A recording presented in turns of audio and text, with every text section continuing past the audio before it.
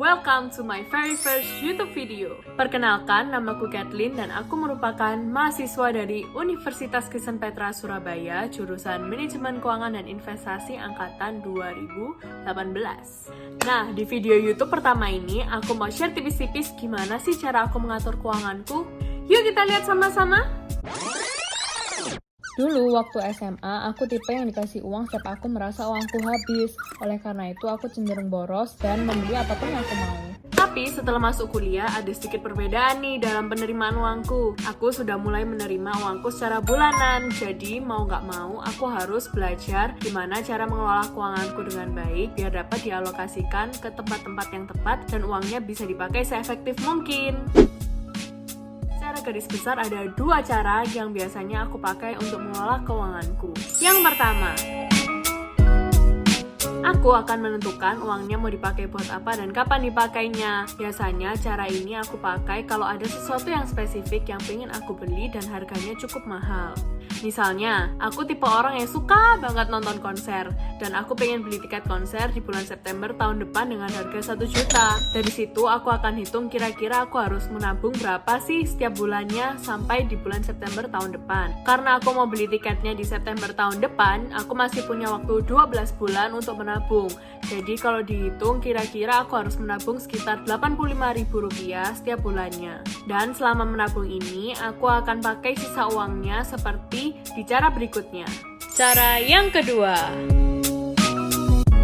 Cara ini akan aku pakai kalau masih belum ada sesuatu yang spesifik yang pengen aku beli, atau bisa juga diterapkan di uang sisa yang sudah aku sisihkan seperti di cara yang pertama. Di sini aku akan membuat rencana anggaran, di mana aku akan membagi uangku menjadi 4 bagian, yaitu dengan perbandingan 60 banding 20 banding 15 dan banding 5, di mana 60% akan aku pakai untuk kebutuhan sehari-hari seperti makan di kampus, nonton di mall, dan yang lainnya.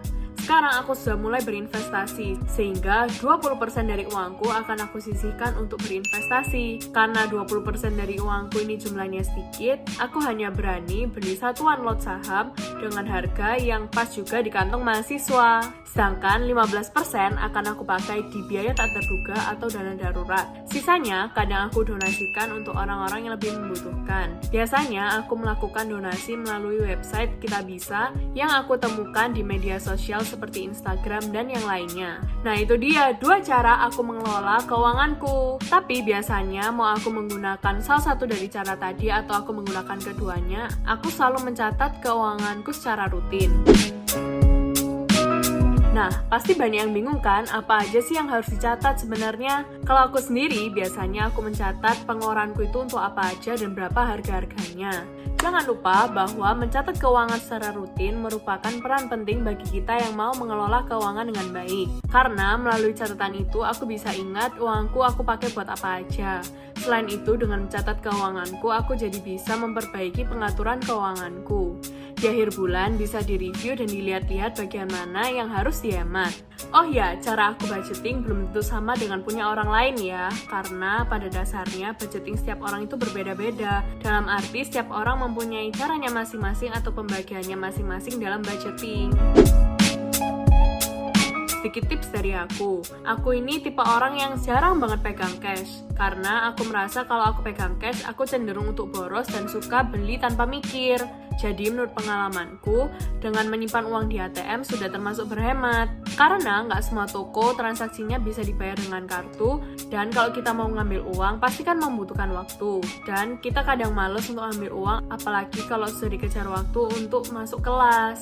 Jadi menurutku, dengan aku menyimpan uangku di ATM saja sudah membantu aku dalam berhemat. Sebenarnya mengatur keuangan itu nggak susah loh teman-teman. Ini semua kembali ke diri kita masing-masing, mau atau enggak mengatur keuangan kita.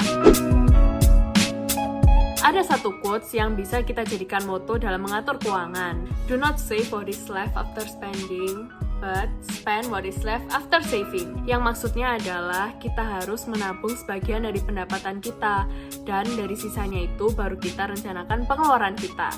So, thanks for watching and see you on my next video. Bye-bye!